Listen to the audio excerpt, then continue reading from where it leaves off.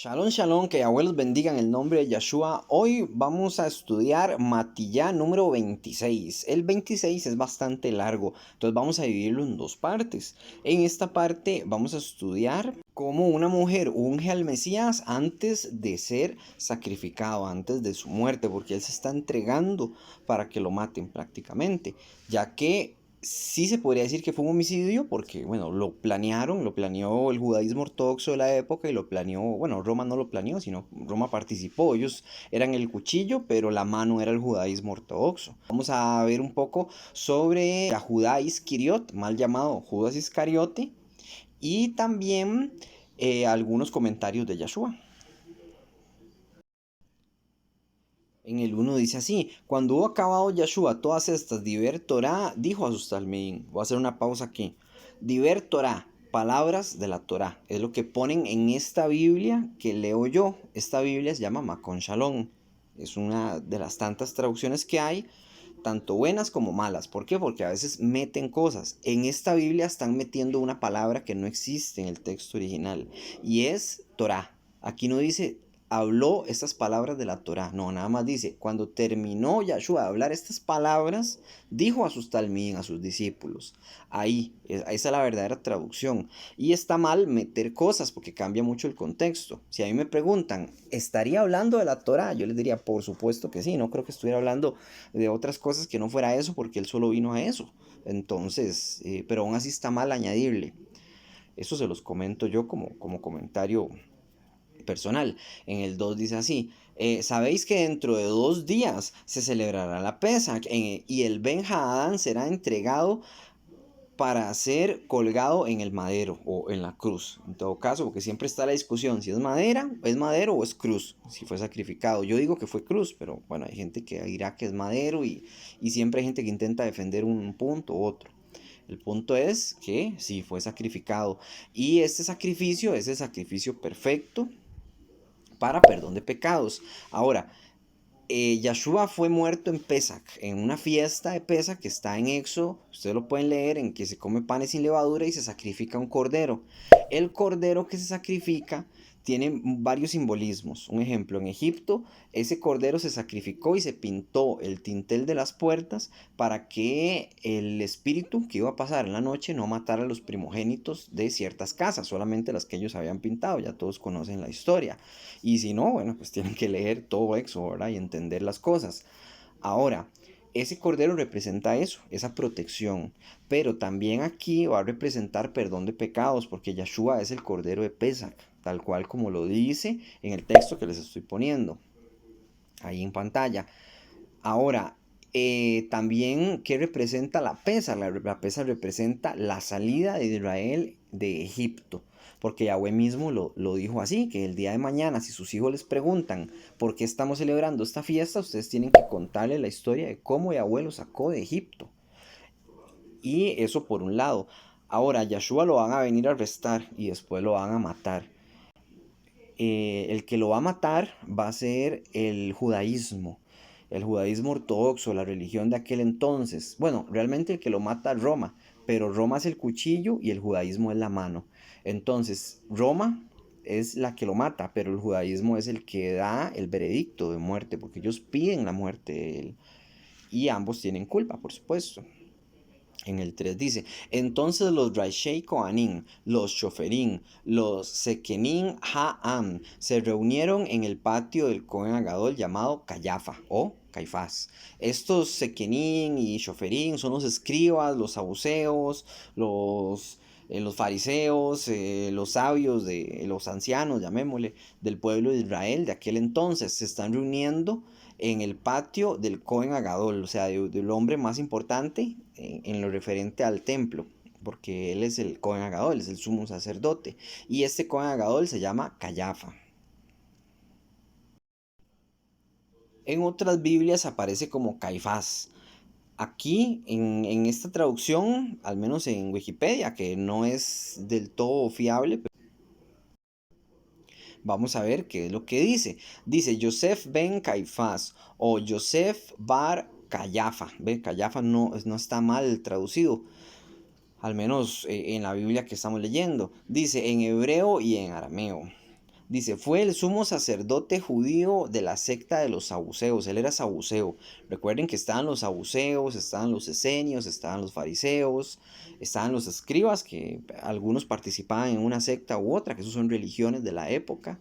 Dice que vivió entre el reinado de Augusto y el de Claudio. Fue uno de los líderes intelectuales junto con su suegro Anás de la conspiración que logró la condena a muerte de Yahshua HaMashiach, de Yahshua de Nazaret, mediante la crucifixión. Su frase célebre: conviene que muera solo uno por el pueblo y no perezca toda la nación. Esa es la frase célebre de él.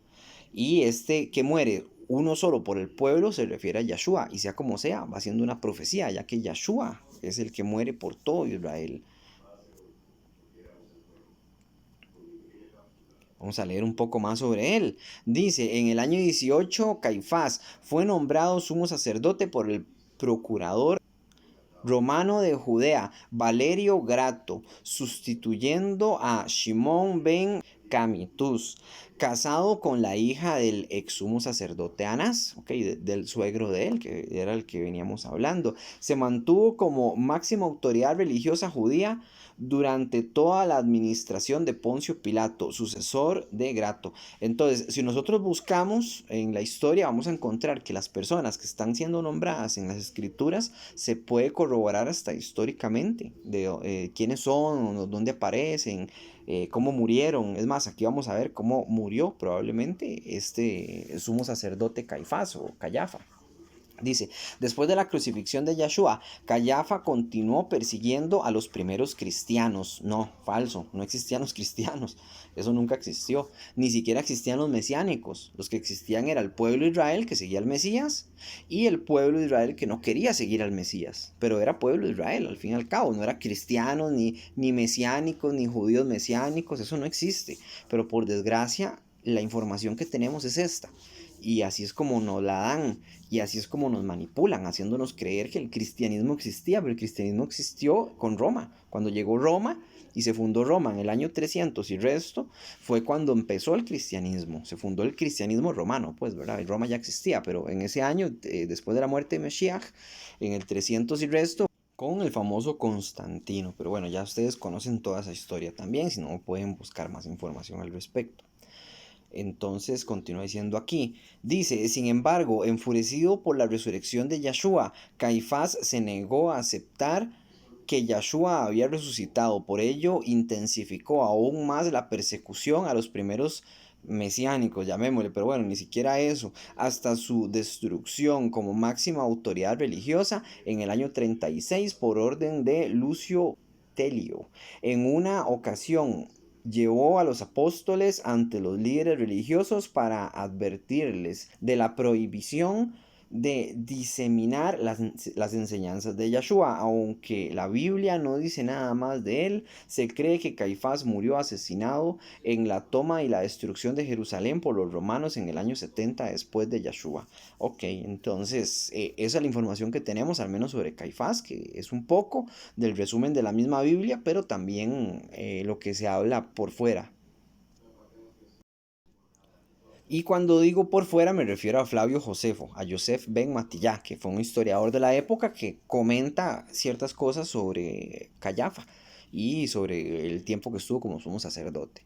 Bueno, entonces tenemos que se reunieron los sabios de Israel, ya sabios entre comillas, porque todos rechazaban a Yahshua, no eran sabios, y se reunieron junto con Agadol Cayafa.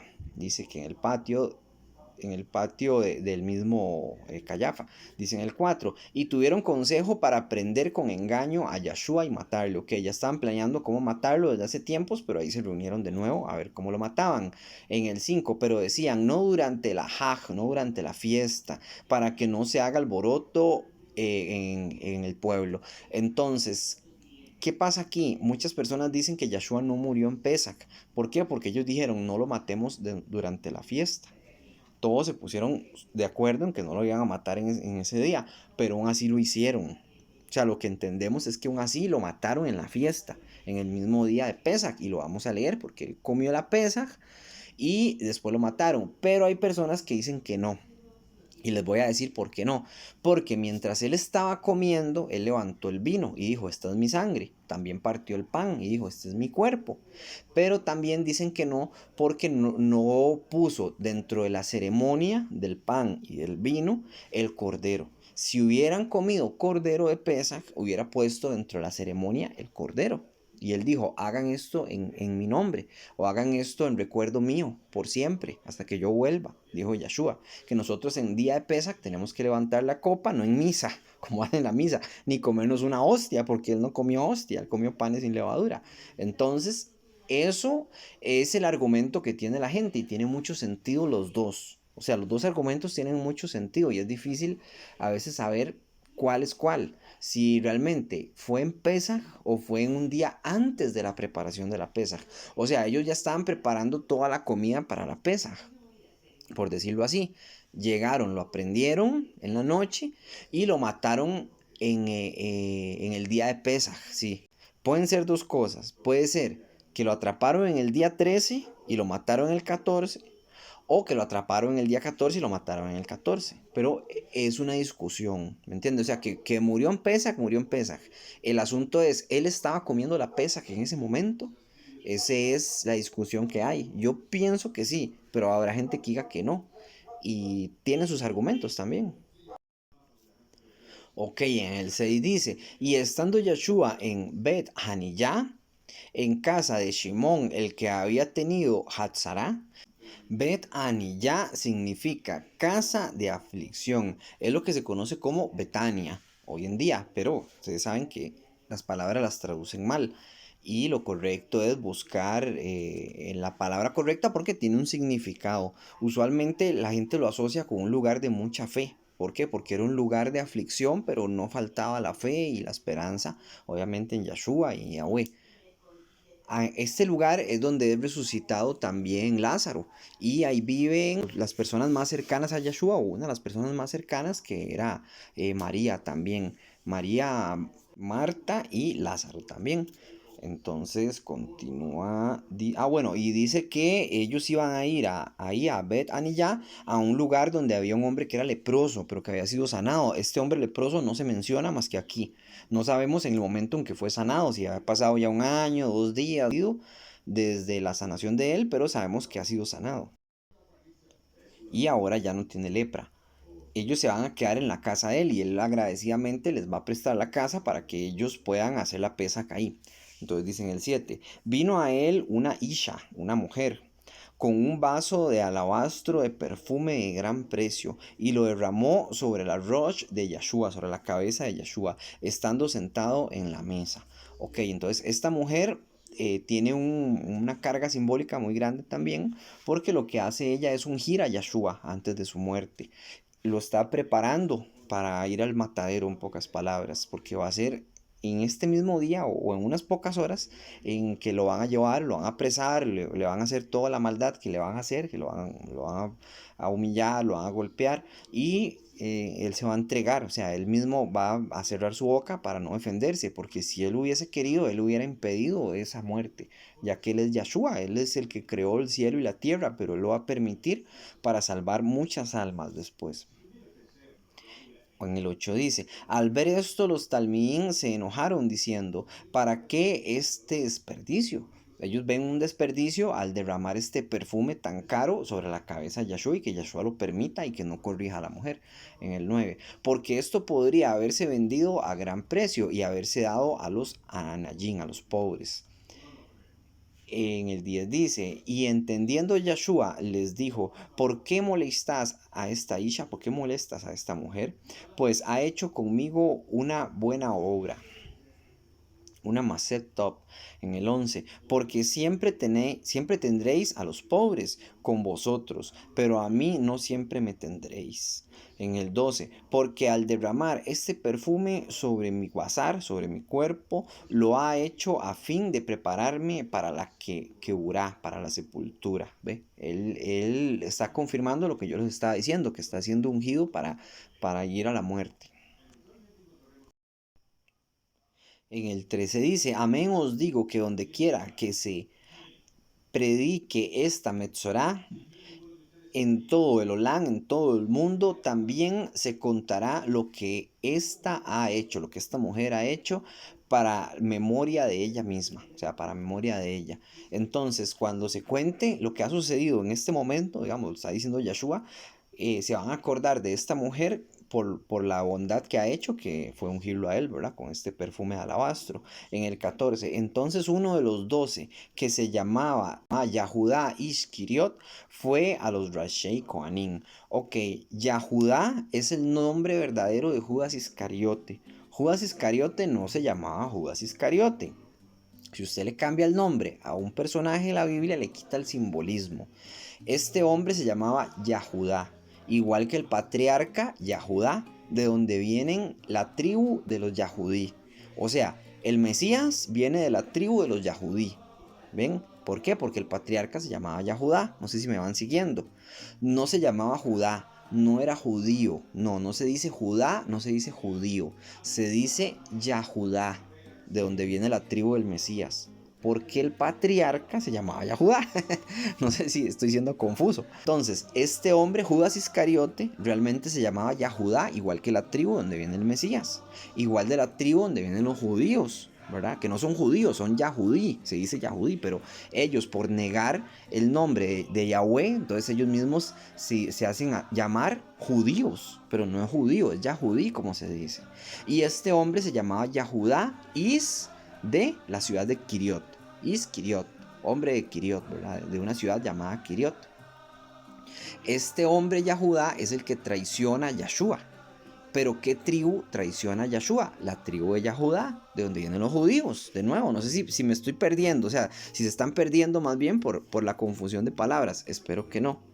Entonces, ¿cuál es el simbolismo del nombre de Judas Iscariote? Bueno, el nombre de Judas Iscariote, el simbolismo que tiene es que él es un hombre yahudí que está traicionando al Mesías y viene de la misma tribu de Yahudá. Y la tribu que va a matar al Mesías es la tribu de Yahudá, la misma tribu de donde viene el Mesías. ¿Ven? Entonces espero que no quede confuso. En el 15. Y por eso es que no hay que quitar los nombres a las personas, ¿verdad? El nombre se debe conservar porque tiene un simbolismo y una importancia. En el 15, y les dijo, ¿qué me queréis dar? Y yo os lo entregaré. Les está preguntando, mal llamado Judas Iscariote, ¿verdad? Se llamaba Yahudá Iscariot. Les está preguntando, ¿qué me quieren dar? Y yo voy a entregarles al Mesías. Entonces dicen ellos, y ellos le asignaron Shelosha Shikel, Kesef, 30 piezas de plata, las famosas 30 piezas de plata con las que él va a traicionar al Mesías, que esto está profetizado también, que iban a ser 30 piezas de plata. Y ya estaba profetizado que el precio del Mesías iba a ser eso, 30 piezas de plata.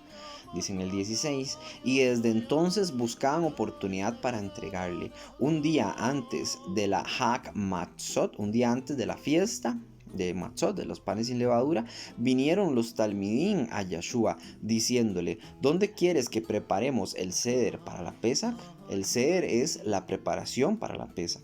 Entonces por eso muchos dicen que no comió la Pesach todavía. Unos piensan que sí, otros que no.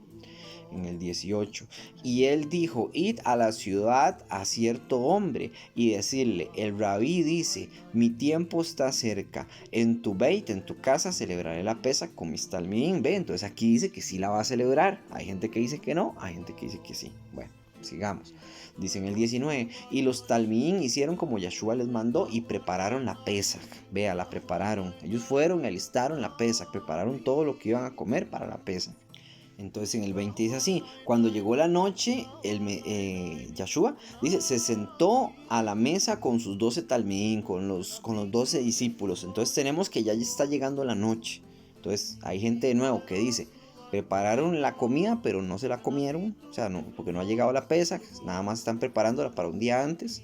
O hay gente que dice que sí, que se sentaron a comer. Yo digo que sí comió la Pesach. O sea, leyendo el texto me da la impresión de que sí. Dice en el 21, y mientras comían, dijo, están comiendo la Pesach. Dijo, amén os digo, que uno de vosotros me va a entregar. Ok, Yeshua les está asegurando que uno de ellos lo va a traicionar, pues él ya sabía lo que estaba planeando hacer Yahudá Isquiriot. En el 22, y entristecidos en gran manera comenzó cada uno de ellos a decirle, ¿soy yo Adón? Todos decían, ¿soy yo el que te va a traicionar? y otro decía, soy yo. Todos se echaban la culpa a sí mismos. Todos se sentían culpables. Ninguno de ellos lo quería hacer, lo iba a hacer, pero todos se sentían culpables. Yahudá Iscariot, mal llamado Judas Iscariote, tenía el papel de Satanás en esa mesa. Tenía el papel de traicionarlo. Él era la 12ª tribu. Recordemos que cada uno de los discípulos representa una tribu. Y Yahudá, valga la redundancia, representaba la tribu de Yahudá, de los judíos. Y esa tribu es la que lo quiere matar a él, ¿verdad? Porque ahí salieron todo el judaísmo ortodoxo, todas las religiones judías malas. Entonces él tenía ese papel, por desgracia, el papel de Satanás. Quería hacer una pausa aquí y añadirles una profecía de Zacarías. Vamos a leerla rápido porque esta profecía puede que nos diga que la tribu de Yahudá era la que estaba encargada de traicionar al Mesías. Hay personas que lo ven así, puede que no, puede que sí, pero vamos a leerlo. Dice en el 13:4, y sucederá en ese día que cada uno de los profetas se avergonzará por su visión cuando profetice. Ellos vestirán un manto peludo o velludo porque han mentido. Aquí está hablando de falsos profetas. Entonces, y está hablando en esos días, o sea, eso es después de Apocalipsis. En cambio dirán, no soy profeta, yo trabajo la tierra desde mi juventud, un hombre me crió así. Dice que eso es lo que van a decir los dichos profetas. Y más arriba dice que hasta sus propios padres los van a entregar. Entonces, el 6 es el que digo yo que puede representar la traición del pueblo de Judá contra el Mesías. Dicen el 6, si alguien les pregunta, entonces, ¿qué son estas heridas entre tus manos? Recordemos la crucifixión, por supuesto, que tiene unas heridas en las manos. Entonces, de nuevo el 6, si alguien les pregunta, entonces, ¿qué son estas heridas en tus manos? Parece que le están preguntando al Mesías. Él responderá, me herí en la casa de mi amado, pero otras traducciones dice, me herí en la casa de mis amigos.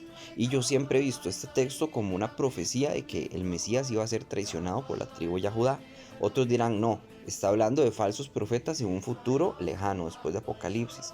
Pero si seguimos leyendo en el 7, vea lo que dice. Es más, el título dice, el pastor de Yahweh es herido. Más adelante en este mismo texto que estamos estudiando vamos a ver que Yahshua cita este texto.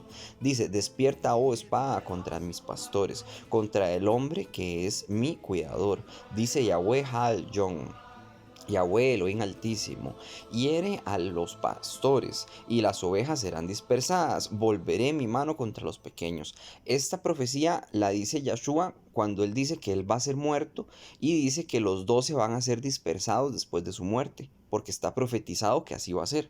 Entonces, a mí me hace pensar que el texto 6 que les estoy leyendo aquí habla de Yahshua, de las heridas en sus manos, me hace recordar a Yahshua y la crucifixión. Y cuando le preguntan y él responde, me herí en la casa de mis amigos, entonces me hace pensar de que sí estaba profetizado de por sí, de que Yahudá lo iba a traicionar. Hay un estudio más largo donde se dice cómo Yahshua iba a ser traicionado. Ahí les pongo la imagen para que lo busquen y lo analicen también. Y él va a tener que cumplirlo. No porque esté obligado a hacerlo, sino porque en el corazón de él probablemente siempre fue malo. Y Yahshua lo sabía y él necesitaba a alguien malo dentro de los 12 para que cometiera ese crimen. Pero bueno, es una lástima y el crimen que comete él es tan grande que obviamente este hombre no va a ser perdonado. Entonces continuamos leyendo. Entonces todos decían, yo soy Adón, en el 23. Entonces él respondió, dijo, el que mete la yadó, la mano conmigo en el plato, ese me va a entregar. En el 24. Y a la verdad, el Ben-Hadán, el hijo de hombre, va según está escrito de él. Mas hay de aquel hombre por quien el Ben-Hadán es entregado. Bueno le fuera a ese hombre no haber nacido. ¿Ve? Por eso les digo que sería mejor que este Yahudá Iscariot nunca hubiera nacido, porque el crimen que comete él es muy grande, es un pecado muy grande, es tal vez uno de los pecados más grandes que existen. Está traicionando a Elohim mismo al hacer esto. Y bueno, los judíos ortodoxos también, ¿verdad? Por supuesto. Aunque él se arrepiente después, vamos a ver cómo él se arrepiente y ese dinero lo lanza, se los devuelve a los judíos ortodoxos. Por eso yo antes de estudiar Torah y todo eso, yo pensaba que tal vez lo habían perdonado a Judas Iscariote por lo que hizo, porque él devolvió el dinero. O sea, él se arrepintió. Pero después de eso él sale, se suicida y más adelante un apóstol escribe que no, o sea, como que él no tiene perdón, ¿verdad? Por lo que ha hecho. Pero bueno, eso yo no lo tengo que juzgar, pero aparentemente sí. O sea, él no tiene perdón por lo que ha hecho, es algo grave. No sé qué pensar.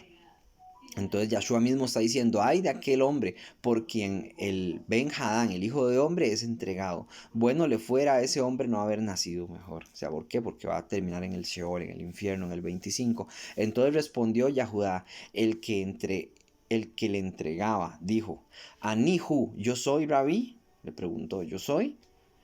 Le dijo, Atag Amarat, tú lo has dicho. Le dijo Yahshua, le respondió, usted mismo lo está diciendo, usted es el que me va a entregar. El 26, y mientras comía, tomó Yahshua lejen, el pan, y pronunció una berejá, una bendición. Dice, y partió el matzá, el pan sin levadura, del medio, y dio a sus talmidín, y dijo, tomad, comed, este es mi bazar. Ok, mi cuerpo es la palabra bazar en hebreo. Entonces les está partiendo el matzá, que es un pan sin levadura, es un pan entre comillas sin pecado. ¿Por qué digo entre comillas? Porque recordemos que Yahshua dice, no coman de la levadura de los fariseos. Entonces, esa levadura puede representar más bien como la mala enseñanza, no el pecado, más bien la mala enseñanza, porque los fariseos lo que hacían era enseñar mal. Entonces, por eso les dijo, no coman de la levadura los fariseos. Ahora, Yahshua está tomando un pan sin levadura, o sea, con buena enseñanza, y se los está dando a sus discípulos y le está diciendo, coman, este es mi cuerpo. Un simbolismo, por supuesto, porque no falta el ateo que diga que eso es canibalismo, ¿verdad? Porque están comiéndose el cuerpo de él y no es así, o sea, es un simbolismo de lo que es el pan en este caso, en el 27. Dice, y tomando la copa de redención y habiendo dicho la verejá, habiendo dicho la bendición, ¿verdad? Tomó el vino, les dijo diciendo, bebed de ella todos, porque esto es mi dan, habrit hadashah, esto es mi sangre del nuevo pacto. Dice, que es por muchos y es derramada para remisión de pecados. ¿Ve? Por eso hablamos de perdón de pecados y demás. Entonces, el vino que se bebe en esta festividad, en este ceder de Pesach, o antes de Pesach o después de Pesach, porque siempre está la confusión, ¿verdad? Que no sabemos si lo bebió en el mismo Pesach o antes de Pesach, simboliza el perdón de pecados y simboliza la sangre que él va a derramar, porque el pecado se paga con sangre. La gente no entiende eso. Cuando alguien comete un pecado, tiene que pagarlo con la muerte. Tarde o temprano, todos vamos a morir y en Yahshua vamos a ser vivificados. Pero los pecados se pagan con la muerte, todos. Yahweh perdona los pecados y por eso no morimos todos cada vez que pecamos.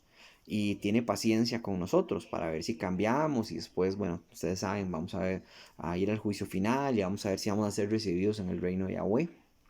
O al Sheol, esperemos ser recibidos en el reino de Yahweh. Pero tienen que entender que el pecado se paga con sangre, con la muerte. Y por eso Yahshua está pagando con su muerte nuestros pecados. Por eso se sacrificaba un cordero para perdón de pecados. Y así lo estableció Yahweh. Porque así es. Y punto. O sea, no hay que ponerlo en duda ni decir por qué, porque así, por qué no con otra cosa. No, así lo estableció Yahweh y así va a ser, ¿verdad? Y así va a ser en el juicio final y así va a ser hoy en día y así va a ser siempre. Entonces dice en el 29, y os digo que desde ahora no beberé más del fruto de la vid.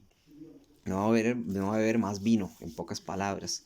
Dice, hasta aquel día en que lo beba de nuevo con vosotros en el Malhut Abí, en el reino de mi Padre. Yahshua va a volver a beber el vino, este símbolo del nuevo pacto que todavía no ha comenzado, por cierto, vean el video del nuevo pacto. El nuevo pacto, nadie vive bajo el nuevo pacto, eso es una mentira. El nuevo pacto son muchas condiciones y la gente no entiende cuáles son esas condiciones. Vean el video, hay 2 videos, por cierto, que hablan sobre el nuevo pacto y son muy importantes. Yahshua está levantando la copa y está diciendo, cuando vuelva a beber de esto, ahora sí va a comenzar el nuevo pacto, porque el nuevo pacto comienza después de Apocalipsis. Y ese nuevo pacto, parte de él es que la gente ya no va a morir. Y también parte del nuevo pacto es que las personas ya no van, ya nadie va a tener que enseñarle a otro sobre Yahweh, ¿verdad? Porque así lo dice el nuevo pacto, usted lo puede leer en Jeremías 31:31. o en Hebreos 8:8. También lo pueden leer ahí. Entonces, eso es lo que dice. Y el nuevo pacto es para el pueblo de Israel, nada más, también muy importante. Ahí no dice cristianismo, ni religiones, ni gentiles, ni nada. Ahí dice pueblo de Israel. Por el momento, vamos a dejar el estudio hasta aquí porque está quedando un poco largo.